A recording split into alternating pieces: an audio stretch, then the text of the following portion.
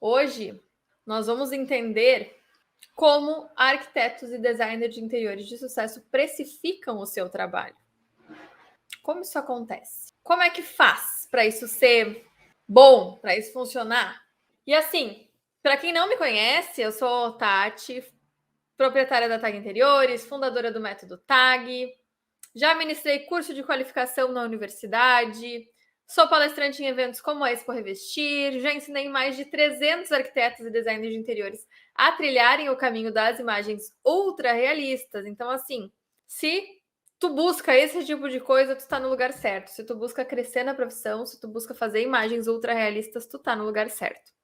Como eu já falei para vocês, o tema da nossa aula de hoje é precificação.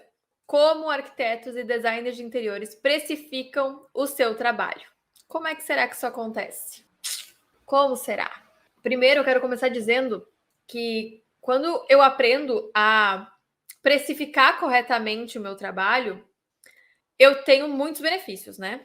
Eu tenho muito mais segurança e mais confiança no meu próprio trabalho.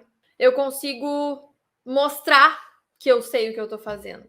Porque e a gente vai chegar lá, quando eu faço a minha precificação da forma correta e apresento isso para o meu cliente, sabendo exatamente por que deu aquele valor exato ali, eu fico muito mais confiante. Eu sei, né? Eu não vou ficar assim, pois é, deu 6 mil reais o projeto, mas assim, se tu achar caro, eu posso dar 50% de desconto. Não é assim que funciona. A gente consegue, de fato, mostrar essa segurança, porque a gente sabe o valor que o nosso trabalho tem. E isso é fato. Isso é fato, tá? Quando a gente precifica bonitinho, direitinho, quem faz isso consegue trabalhar com mais tranquilidade, saber também, né? Porque eu vou parar de sobreviver de projetos e de pegar vários projetos para conseguir dar conta, para conseguir viver de projeto, para conseguir viver de forma leve, para conseguir não encher necessariamente a minha agenda, porque quem disse que a agenda lotada é uma coisa boa, né? Eu não acho que a agenda lotada é uma coisa boa. Lá no início, quando a gente tá no início da profissão, a gente quer agenda lotada. E aí, quando isso acontece, é o inferno. Porque a gente não sabe o que fazer com uma agenda lotada, porque a gente não tem mais tempo para viver. E quem sabe precificar automaticamente também, sabe que não precisa estar com a agenda lotada para estar bem financeiramente. Então, se eu sei precificar, eu sei que eu não preciso estar com a agenda lotada para estar bem financeiramente. E aí eu tenho mais tempo para lazer, eu tenho mais tempo para minha família e tenho mais tempo de forma geral, né? Vamos combinar. Porque se eu não preciso estar com a agenda abarrotada para sobreviver, isso significa que eu tenho mais tempo na vida. Agora, o que acontece quando eu não sei precificar, eu não sei o valor do meu trabalho, eu não sei quanto que custa? Eu quero que vocês agora me digam. Vou esperar até alguém falar alguma coisa. Eu sei que vocês estão tímidos, mas conta aí para mim. Se tu não sabe precificar, como é que visualiza aí comigo? Como é que é o teu dia a dia? Quais são as consequências? Vamos botar desse jeito. Cara, quando um profissional não sabe precificar, ele vai estar sempre correndo atrás da máquina, sabe? Ele vai estar sempre assim, ai meu Deus, agora eu tenho que fazer isso, agora eu tenho que fazer aquilo. Vai estar sempre pensando em fechar vários projetos para conseguir se sustentar, vai estar. É sempre aquela coisa, eu tô terminando esse projeto, mas meu Deus, eu preciso de mais 6, porque senão eu não vou pagar as contas desse mês. Gabriel colocou aqui, desmotivação, com certeza. Porque é exatamente isso, tu vai correndo, sempre correndo atrás da máquina, sempre tentando. Cansa. Chega uma hora que tu pensa assim, não quero mais.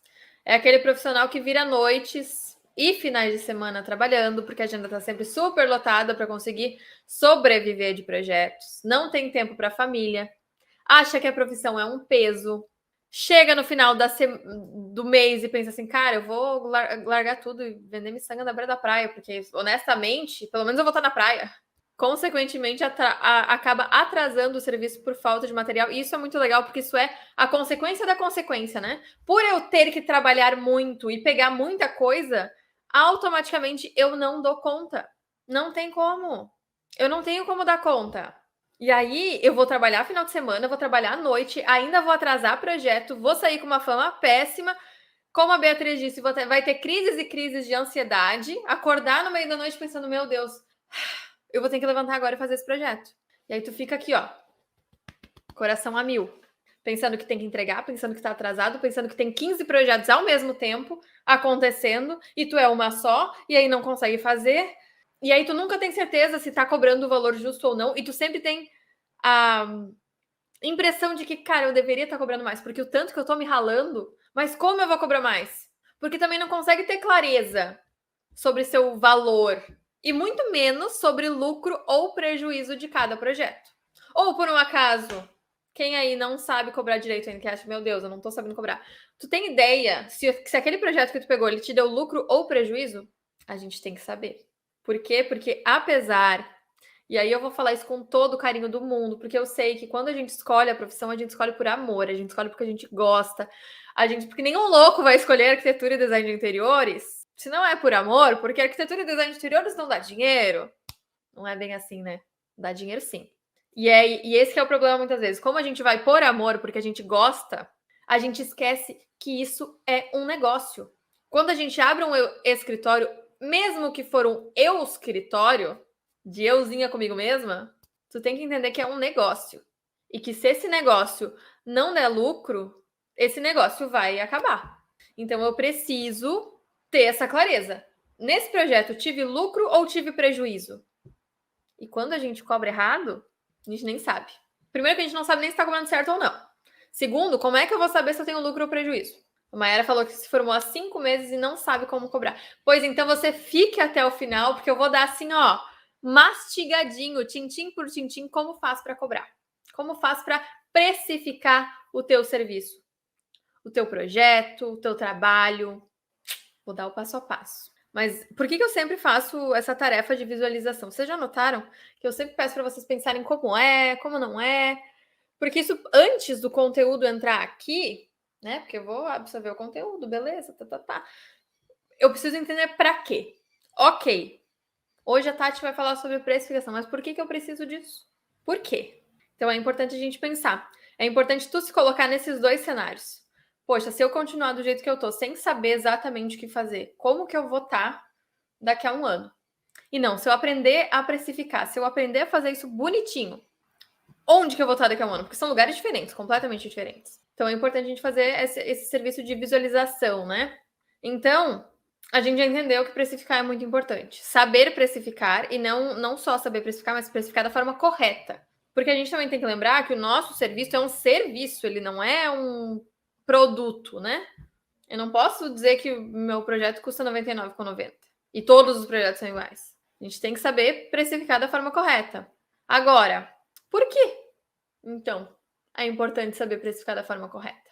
Porque quando a gente precifica da forma correta, vai te visualizando. Você vai conseguir entender quanto custa para desenvolver um projeto dentro do teu escritório. Tá, Tati, daí. Pensa comigo, tu vai entender quanto custa desenvolver esse projeto dentro do teu escritório. Tu vai entender os teus limites. Tu vai conseguir fazer menos projetos e ter mais qualidade. Vai conseguir passar mais tempo com a família, vai conseguir sair em final de semana sem pensar em trabalho, vai conseguir ter uma noite de descanso sem preocupação, sem pensar que, meu Deus, a apresentação é amanhã e não terminou o render, e, meu Deus, depois de amanhã tem outra apresentação que eu nem comecei. E é uma bola de neve, tudo começa porque eu precifico errado. E quando a gente precifica da forma correta, a gente tem mais certeza do valor que a gente está passando. Isso traz muito mais segurança. Então, na apresentação de proposta, quando eu vou lá e falo para o cliente, ó, teu projeto no final vai custar tanto. Tu tem a certeza absoluta, e vocês já vão entender por que vocês têm essa certeza, tá? Pelos cálculos, eu vou ensinar certinho como que calcula. Vocês têm certeza, mas uma certeza absoluta, desculpa a redundância, de que é aquele valor. E não tem como ser menos. Então, tu vai passar aquele valor com uma segurança muito maior do que tu passaria cobrando um valor pequeno que tu nem sabe de onde é que ele surgiu. E aí tu também vai deixar de ser visto como aquela arquiteta, o designer de interiores baratinha, sabe? E tu vai passar a ser vista como alguém que entende do que tá falando e que recebe bem por isso. Porque, salvo raras exceções, a gente entende que uma coisa mais cara é melhor, não entende? Vocês concordam comigo? Um vinho, eu sou apaixonada por vinhos. Um vinho de R$ 400, ele vai ser melhor do que um vinho de 20. Não tem nem dúvida. Se eu tiver os dois de graça na minha frente, eu souber que um custa 400 e que o outro custa 25, eu vou escolher o de R$ 400. E mesmo se eu tiver que pagar, talvez eu pague o de 400. Dependendo qual vinho for, né? A gente nunca sabe. Então, a gente a gente entende, tá no inconsciente coletivo de todo mundo, de que o que é mais caro é melhor, salvo raras exceções de novo. Então, tu vai parar de ser vista como aquela arquiteta baratinha, que, ela tá começando, né? Então sabe como é que é. E esse negócio de dar descontos infinitos acaba também. Porque aí tu entende tua margem de negociação. Eu quero trabalhar com uma margem de negociação? Beleza. Eu vou trabalhar com essa margem. E aí, com isso, eu consigo me impor, criar limites, porque eu sei que disso eu não posso passar. Porque se eu passar disso, eu sei que eu vou estar no prejuízo. E eu não posso trabalhar no prejuízo. Então, até a negociação, ela fica melhor, tá? E aí, eu já consigo ouvir a voz na cabeça de vocês. Ai, mas acho que assim o projeto fica caro demais, o cliente não vai pagar. O cliente não vai pagar. E eu sei que quando a gente calcula corretamente, o valor do projeto normalmente vai ficar mais alto. Mas isso não acontece por mágica. Não é porque agora eu decidi calcular dessa forma aqui, então ficou caro. Não é mágica. É porque é o valor justo, por causa de uma série de cálculos que tu logo vai entender melhor. E eu tenho a plena certeza, eu posso te garantir que tem quem invista mais para ter um projeto muito bem pensado e muito bem planejado. Mas também tem gente que vai continuar com a arquiteta baratinha. Mas as pessoas que vão continuar e que querem investir menos nisso, o cliente que quer investir menos, ele sabe que o resultado não vai ser tão bom assim. Então, às vezes, eu não estou disposta a comprar um vinho de R$ 400, mas quando eu comprar o de 25, eu sei que não vai ser a mesma coisa. A experiência vai ser outra. Talvez o de 25 vai me dar dor de cabeça, não vai descer tão bem. Eu sei quando eu escolho, às vezes, comprar um vinho de 25 ao invés de comprar o de 400. Ou que sejam de R$ 100. Mas eu sei que não vai ser tão bom. Às vezes eu escolho. E assim também com os clientes. Quando o cliente escolhe, quando ele te escolhe por tu ser a mais barata, tu sabe que é por isso que ele tá te escolhendo. Ele tá te escolhendo por ser a mais barata, não porque tu é a melhor. E aí vai do perfil do cliente, do momento do cliente também, tá tudo certo. Mas ele sabe que ele não vai ter o melhor. Então, quando ele te contrata, tu cobrando menos, ele não tá te enxergando como a melhor profissional que ele poderia contratar. Ele tá te enxergando como a profissional que deu, sabe? Fica aí para vocês pensarem. Vocês querem ser vistos como os profissionais que são contratados porque são bons? Ou vocês querem ser contratados porque são os profissionais que estão barato e daí vale a pena? Ou sei lá. Eu prefiro ser escolhida pelo meu bom trabalho. E ganhar muito bem por isso. Mas agora, vamos para a prática? O que a gente faz, então, para cobrar da forma certa? Eu vou começar te dizendo o que tu não deve fazer. Que eu acho que a esse ponto vocês já entenderam o que não deve fazer, né? Mas eu vou deixar bem claro para a gente não ter qualquer tipo de dúvidas. O que a gente não deve fazer? Cobrar por metro quadrado. Não tem como. Já te explico. Peraí. Não dá para cobrar por metro quadrado, não dá para cobrar por ambiente, não dá para cobrar pela cara do cliente. Olha para esse cliente aqui, parece ter mais dinheiro, vou cobrar X. Esse aqui talvez não vai ter tanto dinheiro para pagar, vou cobrar tanto. Não dá. Cobrar por metro quadrado também não, já explico por quê.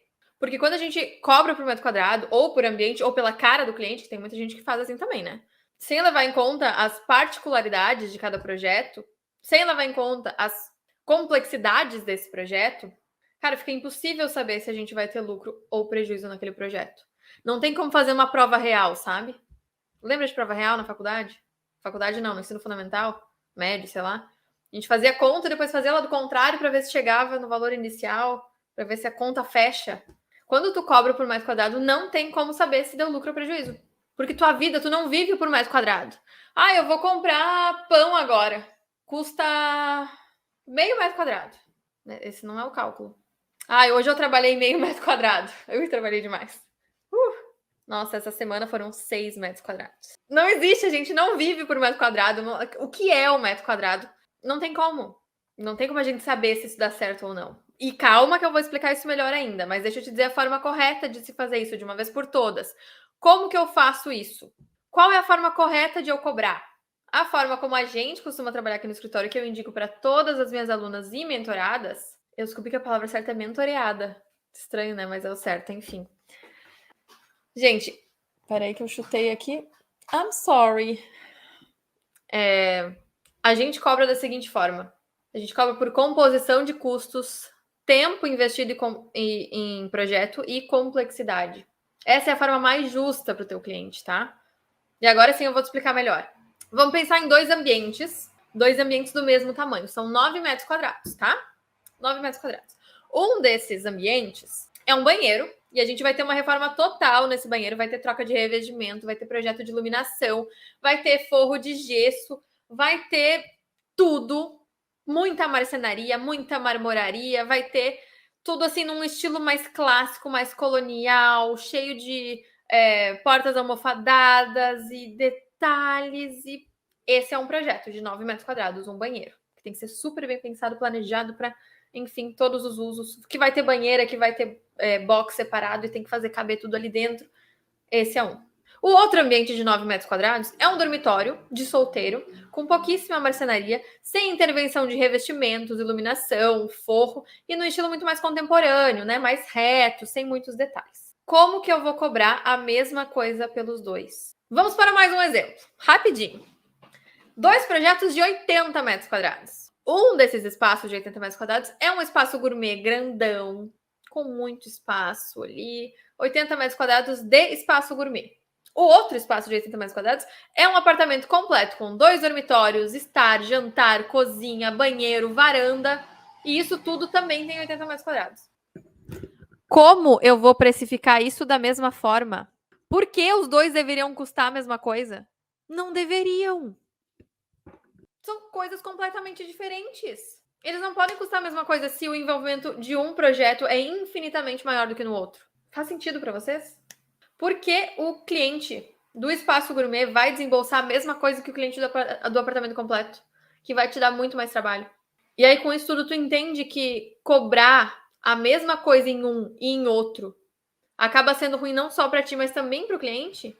Porque aí daqui a pouco, cara, ele conversa com o cliente do gourmet e o do gourmet conversa com o cliente do apartamento, eles ficam assim, o do gourmet vai pensar, meu Deus, eu paguei muito caro nesse projeto. E tu vai estar pensando assim, meu Deus, eu cobrei muito barato no projeto do apartamento. Ninguém vai estar satisfeito. Não vai dar certo. Como disse a Beatriz, não rola real, não tem. Por isso que a gente cobra por composição de custos, que vocês vão entender já já, tempo investido em projeto e complexidade. São esses 3 pilares que a gente vai usar para fazer a nossa precificação. São os pilares principais. E agora, você vai fazer o seguinte. Caso tu não tenha aí contigo, tu vai pegar isso aqui, ó, um lápis ou uma caneta, e vai pegar um caderno, um papel, enfim, uma agenda, e tu vai anotar os passos que eu vou te falar agora. É um guia para tu saber precificar da forma correta. São 8 passos para tu conseguir cobrar. Eu vou esperar meio minuto para vocês buscarem papel e caneta, porque realmente é importante que vocês anotem em detalhes. Vocês aqui também, tá? Ó, vai lá. Pega papel, pega caneta que eu vou começar. Como então precificar da forma certa? O primeiro passo, vocês lembram que o primeiro pilar ali era a composição de custos? Pois muito bem, o primeiro passo é entender os teus custos. Como tu vai fazer isso? Tu vai anotar todos os teus custos, fixos, variáveis, de equipe. Então, ó, o meu salário, sim, tem que ter um salário. A gente pode fazer uma live sobre isso se vocês quiserem. Sinalizem para mim, que eu anoto os temas. Salário, meu Prolabore, tá ali. Ó, a Nath já tá anotando. Façam como a Nath. Façam como a Nath. Gostei. Meu Prolabore. Se eu tenho equipe, quanto que eu pago para essa equipe? Todos os salários.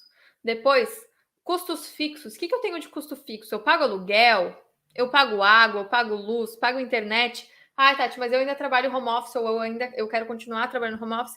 Poxa, então uma parte dos gastos da tua casa é do escritório, não é? Por exemplo, aqui, quem mais usa a internet sou eu, é a TAG. Então, tu vai pegar uma porcentagem dos gastos, dos custos da casa e tu vai trazer isso para o teu escritório. Então, a resposta da Beatriz já está vindo. A gente já vai entender como calcular os gastos do home office. Então, tu vai calcular todos os teus custos. O que são os teus custos? Aluguel, condomínio, luz, água, internet, software. Sim, software é gasto também. Contabilidade, se tu paga contabilidade. Telefone, né? A gente tem que botar crédito, como dizem os antigos. Eu tenho que pagar a anuidade também do meu conselho, né? Do CAL, da BD, do CREA, enfim. Tem que pagar a licença dos softwares, tudo isso é custo fixo. E se vocês forem ver, quase todos esses custos a gente tem mesmo quando a gente trabalha em home office. Os custos estão aí. Eu ainda tenho que pagar a contabilidade, eu ainda tenho que pagar a anuidade do conselho, eu tenho que pagar a licença do software, eu tenho que pagar o computador e a manutenção desse computador. Ai, Tati, mas eu já tenho um computador. Então, tu vai calcular quanto por mês, mais ou menos, tu vai gastar com manutenção, ou tipo assim, eu quero trocar essa peça aqui do meu computador daqui a um ano. E essa peça custa R$2.000. Eu pego esse valor e divido por 12, para eu conseguir guardar esse valor, para eu conseguir comprar as coisas que eu quero. E melhorar o meu computador e fazer manutenção. Quanto que eu pretendo investir em curso mensal? Por exemplo, quero fazer o método TAG. Quanto que eu preciso mensal para isso? Para eu ir guardando ali até abrir, eu já vou ter esse valor ali determinado. Isso já vai nos custos fixos. Veículo. Eu tenho veículo do escritório? Não. Então, eu tenho pelo menos a gasolina. Quanto que eu gasto em gasolina com o escritório? Quanto que o escritório gasta com gasolina? E aqui vocês já vão aprendendo a separar também, porque tem coisas... Os gastos do escritório não são os meus gastos, né? São coisas diferentes. Isso é bem importante também. Eu gasto alguma coisa em marketing? Daqui a pouco gasta, né? Eu faço anúncio no Instagram. É um gasto. Tem alguém que faz as postagens para mim. É um gasto. Isso vai nos teus custos fixos, porque são custos que tu paga todo mês. Daí, além dos custos de equipe e dos custos fixos, a gente tem os custos variáveis, que são tipo assim, presente de fim de ano. Eu gosto de comprar presente de fim de ano para os clientes. Então, eu gasto uma média de, sei lá, R$1.000. Então, esses 1.000 eu vou dividir por 12 para eu ter lá no final do ano. Vocês entendem? O cálculo não é difícil. Eu vou querer... Eu sei que no longo do tempo eu vou fazer viagem para feira, né? Eu quero ir para Expo Revestir, eu quero ir na Casa Cor São Paulo, ou na Casa Cor Rio Grande do Sul, já que eu estarei lá. Vocês têm que guardar dinheiro para isso. De onde é que vem esse dinheiro? Do escritório. Quem banca é o escritório. Material do escritório, se eu tiver que comprar folha, né? A gente... Esses papéis todos aqui, deixa eu pegar. Eles não se imprimem sozinhos. Alguém paga essas folhas. Quem paga as folhas é o escritório. E isso tudo é gasto. Tudo custo. Ok, entendi todos os meus custos. Coloca tudo isso numa planilha, no teu papel. Anota todos esses gastos. E aí tu vai somar todos eles, que agora é o passo 2. A gente vai pegar todos esses custos que a gente calculou e vai dividir pelo número de horas trabalhadas no escritório. Valor de horas trabalhadas no escritório. Trabalha sozinha, então são as tuas horas. Eu trabalho 8 horas por dia. Beleza. Quero ou não trabalhar em final de semana? Isso vai mudar também a quantidade de horas, né? Mas no fim, não. Eu trabalho 160 horas no mês. Eu trabalho 200 horas no mês.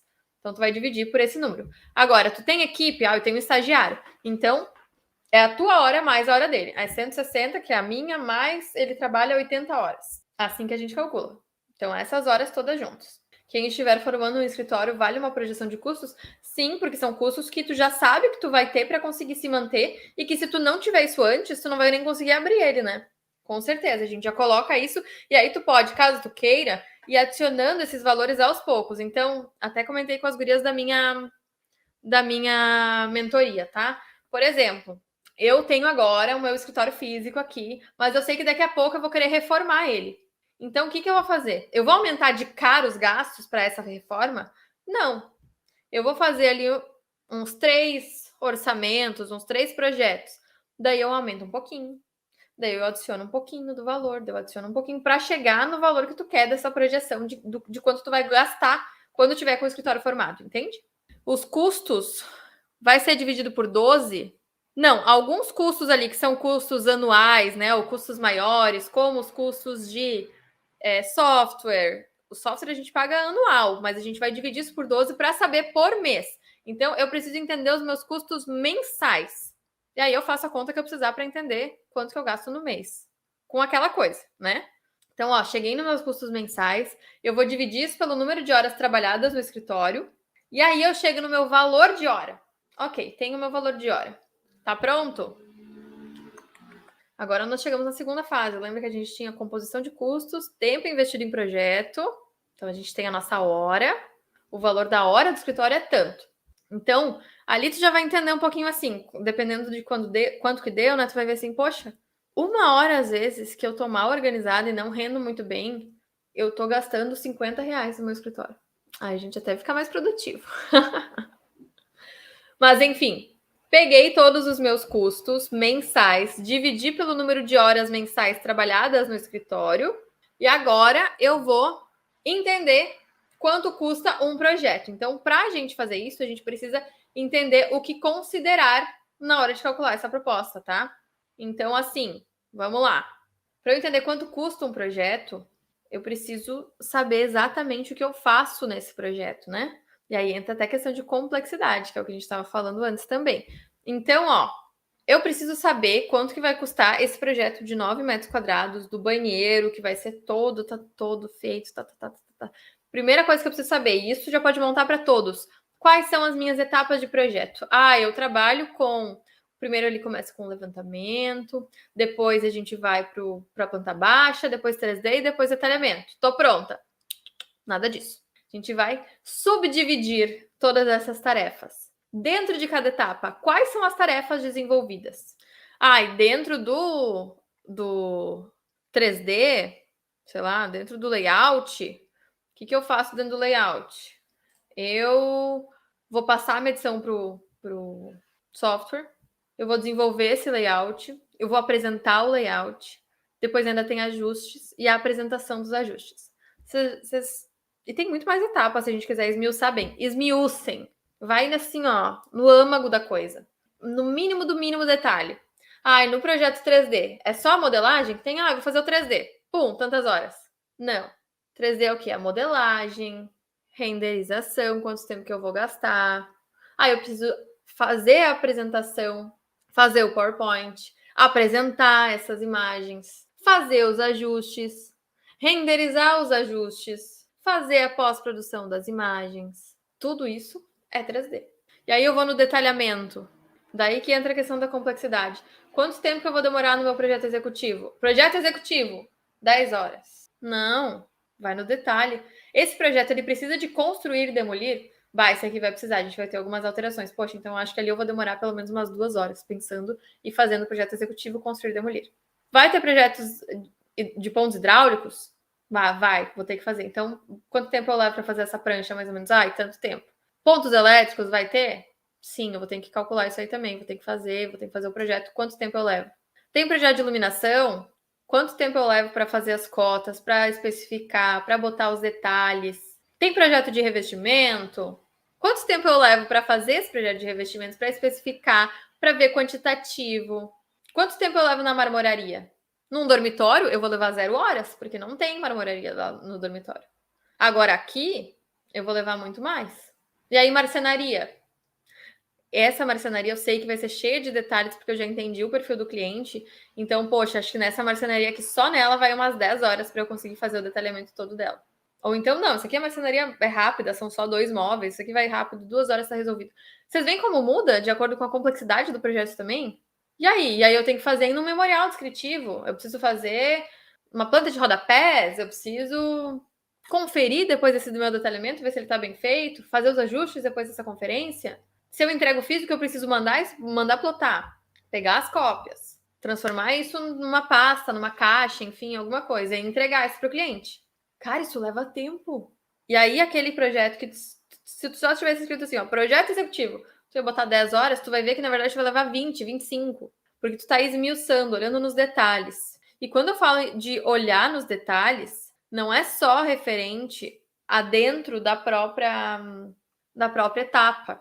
A gente não pode esquecer itens como montagem de contrato. Quanto tempo eu levo para montar esse contrato, revisar e enviar para assinatura? Reuniões. Quanto tempo eu vou levar na apresentação desse projeto? É um cliente que conversa mais, então eu sei que eu vou levar mais tempo. É um projeto, eu sou de Ivoti e o projeto é em Porto Alegre. É longe, eu preciso contar esse deslocamento, né? Poxa, aí de volta vai dar 3 horas? Se eu não contar isso, não tá certo. Já tô perdendo. Levantamento de medidas, quanto tempo eu vou levar? Tudo isso precisa estar no nosso hall de itens ali para a gente conseguir fazer o nosso projeto, o nosso orçamento, a nossa proposta. Então, até aqui eu já vou recapitular. Estamos na metade, tá? Dos itens. A gente tem que entender os teus custos mensais, dividir pelo número de horas mensais, E para entender quanto custa o projeto, eu vou esmiuçar isso em várias etapinhas pequenininhas e colocar quantas horas eu vou levar de fato em cada uma dessas microetapas. Não posso esquecer itens pequenos, tá? E aí eu vou calcular de fato quanto tempo que eu vou levar em cada uma dessas mini etapas, essas microetapas, nesse projeto em específico. E o legal é que o item 1, 2 e 3 e 4, que é os custos, a hora, os itens de cada projeto e de não esquecer os tempos, não esquecer os itens pequenos, né? Que às vezes a gente esquece, como contrato, reuniões, deslocamento e tal. Esses 4 itens, tu faz uma vez e aí tu vai refazer de novo daqui a 6 meses, quando algum custo tiver mudado, né? Ou alguma coisa assim. Tu não precisa fazer toda vez. Tu vai fazer uma primeira vez esses itens, essa primeira parte que eu falei até aqui. É uma vez só. Feito isso, a gente vai para aquele projeto em específico. Então, eu vou pegar essa lista que eu acabei de criar com todas as microetapas e vou pensar quanto tempo eu vou levar nessa etapa aqui? Quanto tempo eu vou levar nesse pedacinho aqui? Quanto tempo eu levo para renderizar esse banheiro que tem 9 metros quadrados, então tem vários ângulos e vários detalhes. Ó, talvez eu demore mais tempo. Tu vai botar item por item. Aí, fiz isso, ok. Botei todas as horas que eu vou gastar nesse projeto. Aí eu vou multiplicar as horas investidas pelo valor da hora. Então, eu tenho o meu valor da hora, agora eu vou pegar o tempo que eu vou gastar nesse projeto e vou multiplicar. Simples assim. Ah, daí tá pronto, né, Tati? Não, não tá pronto. Porque tu esqueceu que nesse teu projeto, que é um pouco mais longe, lembra que tu tem o tempo de deslocamento? Pois então, esse deslocamento também tem um custo, como a gasolina, estacionamento, ou então as plotagens. Eu não vou dar paga aí R$ 80 da plotagem do seu projeto. Não, já vai estar incluso no meu projeto. Então eu tenho que incluir isso no meu valor. Plotagem, R$ 80. Brindes, que eu vou dar para o cliente. Somo também. Então eu vou pegar, lembra que eu fiz ali, ó. O valor da minha hora é tanto, o valor, as horas desse projeto é tanto, eu multiplico isso. Eu pego esse meu valor final ali que eu achei, que é o valor dos honorários do projeto, o custo dos honorários do projeto, e eu somo com esses adicionais, com esses extras, né? Que são valores soltos. Então, o valor do meu projeto deu R$ 10.000 e os extras deu 500. Então, fica 10.500. E aí, eu ainda preciso adicionar o lucro. Então, eu tenho R$ 10.500 e agora eu quero adicionar mais 20% de lucro. Por quê? Porque esse é o lucro que fica no escritório para sempre a gente ter ali esse giro, sempre conseguir fazer coisas diferentes, coisas novas, ter o valor sobrando ali dentro. Então, a gente adiciona uma porcentagem de lucro. Para quem está começando, 10%. Quem já está mais avançado, 15%, 20%, 30% de lucro. Essas são as etapas. Aí sim a gente chega no valor do projeto. Depois de eu descobrir o valor da minha hora, o tempo investido naquele projeto, de acordo com sua complexidade, eu multiplico isso, adiciono ainda os valores extras e adiciono também o lucro do projeto. Daí sim nós temos o valor do projeto. Essa é a forma que arquitetos e designers de interiores de sucesso e que tem tempo na vida fazem para precificar o seu projeto. Gostaram, pessoal, de descobrir como é que funciona? Deu para entender? Eu sei que é bastante coisa, mas eu quero saber se vocês conseguiram entender bem, pegar bem. Me contem, que eu quero saber. Porque dessa forma aqui a gente consegue ter essa certeza. Então, lá no final, eu botei, agora tô começando, eu botei 10% de lucro. Cara, o cliente vai te pedir 15% de desconto, tu vai dizer, não tem como. Se eu der 15% de desconto e meu lucro era só 10, eu tô saindo no prejuízo total. E aí eu vou fazer um projeto para perder dinheiro? Não tem como.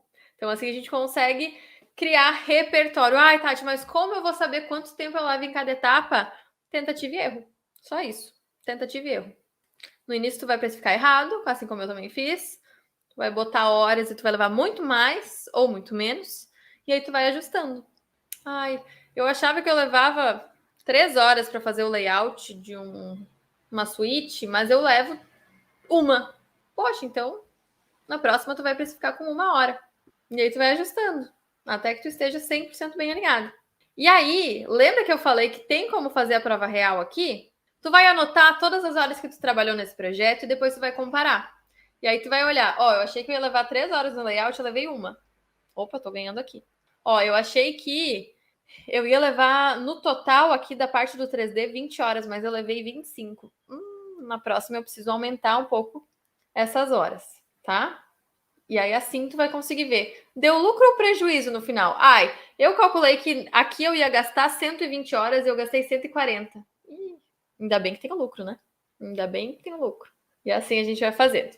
A Esther aqui perguntou: mais imposto da nota fiscal? Sim, aí no final, lá quando a gente adiciona o lucro, a gente adiciona também o valor da nota fiscal. No meu caso, se eu não me engano, eu adiciono sempre 6% a mais, que é o valor da nota fiscal, para a gente ter tudo 100% redondinho. Isso no caso de quem tem empresa. Quem tem. Como é que fala? Eu não sei. Quem é autônomo? Quem é autônomo, eu acho que. Eu não sei exatamente como é que funciona. Deixa eu ver o que a Nath colocou aqui. Na hora que falou de multiplicar as horas trabalhadas, parou que não deu para entender o restante da frase. Não sei que parte foi essa, Nath. Mas, de qualquer forma, a live ficou salva e também no YouTube. Ela vai ficar salva no YouTube, tá? E aí tu consegue acessar e ver de novo. Porque eu não lembro mais o que era. Fernanda falou. Maia falou que gostou muito, ajudou muito. E a Fernanda colocou: muito bom. Sempre tive dificuldade em saber o meu curso. Foi muito esclarecedor, de forma objetiva e clara. Que bom, fico muito feliz. Eu quero ver todas vocês precificando da forma correta a partir de agora e sem medos. E não é fazer. Olha só, agora eu quero pegar no pé de vocês, tá? Porque não é aprender a fazer todo esse cálculo que eu passei para vocês aqui agora, chegar lá no final e deu, sei lá, deu 14 mil. Ai, mas 14 mil eu acho que o cliente não vai pagar. Eu vou botar 12. Cara, não adianta nada? Então não faz o cálculo, se vai no achismo. Faz o cálculo para cobrar pelo cálculo. Porque tu sabe que é certo. Porque eu conheço muita gente que, sim, eu cobro por hora. Aí calcula ali o valor da hora, às vezes nem adiciona lucro, chega no final e olha, pois é, eu acho que eu vou cobrar metade do que deu aqui. Porque o cliente não vai pagar. Sejam firmes. Se é o que custa, é o que custa. Se não tem como ser menos, tu vai o quê? Vai viver de ONG agora. É o nosso trabalho, a gente vive disso aqui. Então sejam firmes e bora pra frente.